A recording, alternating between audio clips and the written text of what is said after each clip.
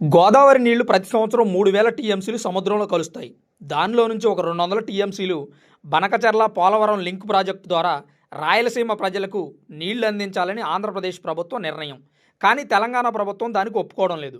ఆంధ్ర తెలంగాణ విడిపోయిన దగ్గర నుంచి ఈ నీటి గొడవ జరగలేదు. అయితే 1969లో ఉమ్మడి ఆంధ్రప్రదేశ్కి గోదావరి నీటిలో 1480 టీఎంసీ కేటాయించారు. ఆంధ్ర తెలంగాణ విడిపోయిన తర్వాత 960 టీఎంసీ తెలంగాణకి, 512 టీఎంసీ ఆంధ్రప్రదేశ్కి ఇవ్వడం జరిగింది. ఈ పంపకం విషయంలో చాలామంది అసంతృప్తిగా ఉన్నా ఈ వివాదం ఎప్పుడూ జరగలేదు. తెలంగాణకి వచ్చిన 965 టీఎంసీకి సరిపడా ప్రాజెక్టులు నిర్మించుకున్నారు వాళ్ళు. కానీ ఆంధ్రప్రదేశ్లో 512 టీఎంసీల నీటిని స్టోర్ చేయడానికి ప్రాజెక్టులు లేవు. పోలవరం ప్రాజెక్టు నిర్మాణంలోనే ఉంది. ధవళేశ్వరం కంప్లీట్ అయినా స్టోరేజ్ చాలా తక్కువ.